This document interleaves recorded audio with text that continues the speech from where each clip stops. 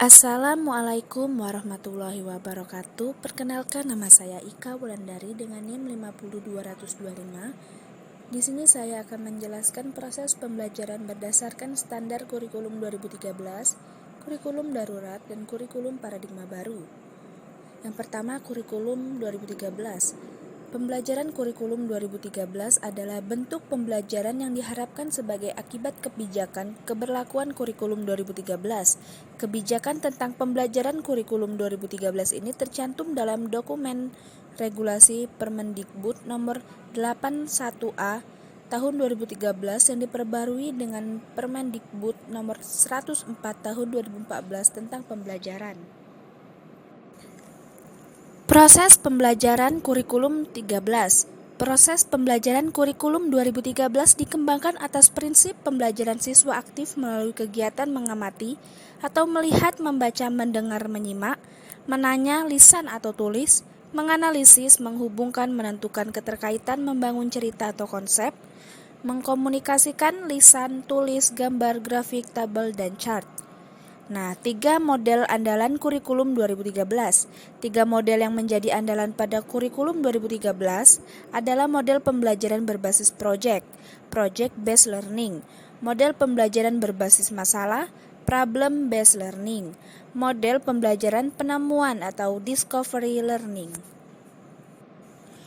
Karakteristik kurikulum 2013: mengembangkan keseimbangan antara mengembangkan sikap spiritual dan sosial, rasa ingin tahu, kreativitas, kerjasama dengan kemampuan intelektual dan psikomotorik.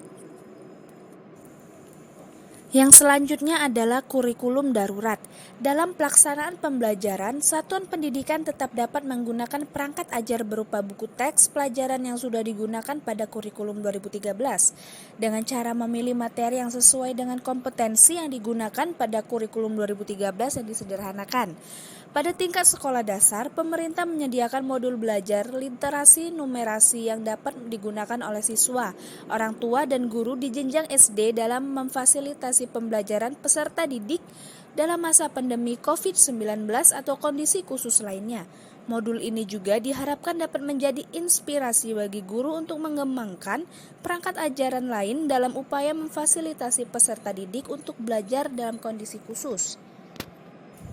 Modul ini dikembangkan dengan merujuk pada kompetensi dasar dalam penyederhanaan kurikulum, namun aktivitas pembelajaran dioptimalisasi untuk mencapai kompetensi pada literasi dan numerasi. Pada dampak bagi guru tersedianya acuan kurikulum yang sederhana. 1. Berkurangnya beban mengajar. 2. Dapat berfokus pada pendidik dan pembelajaran. Nah, dampak bagi siswa tidak dibebani tuntutan menuntaskan seluruh capaian kurikulum dan dapat berfokus pada pendidikan dan pembelajaran yang esensial dan konstekstual.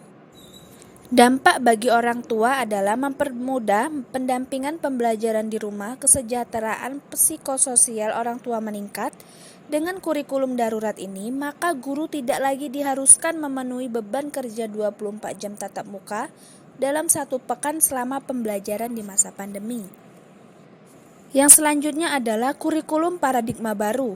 Yang pertama, struktur kurikulum profil pelajar Pancasila menjadi acuan dalam pengembangan standar isi, standar proses, dan standar penilaian atau struktur kurikulum capaian pembelajaran.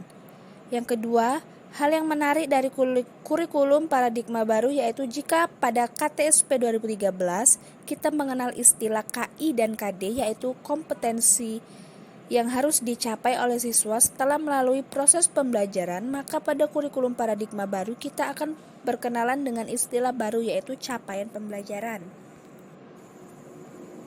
Yang ketiga, pelaksanaan proses pembelajaran dengan pendekatan tematik yang selama ini hanya dilakukan pada jenjang SD saja, pada kurikulum baru diperbolehkan dilakukan pada jenjang pendidikan lainnya. Yang keempat, jika dilihat dari jumlah jam pelajaran, kurikulum paradigma baru tidak menetapkan jumlah jam pelajaran per minggu seperti yang selama ini berlaku pada KTSP 2013. Akan tetapi, jumlah jam pelajaran kurikulum paradigma baru tetap dipertahankan.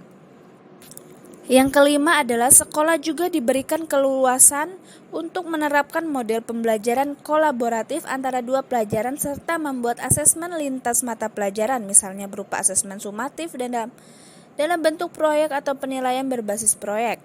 Yang keenam, untuk mata pelajaran teknologi informasi dan komunikasi atau TIK yang pada KTSP 2013 dihilangkan, maka kurikulum paradigma baru mata pelajaran ini akan dikembalikan dengan nama baru yaitu informatika.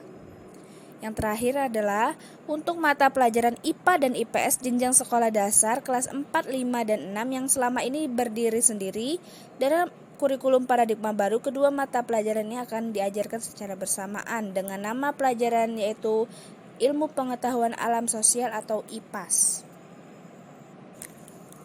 Baiklah, mungkin itu saja yang bisa saya sampaikan. Kurang lebihnya saya mohon maaf. Saya akhiri.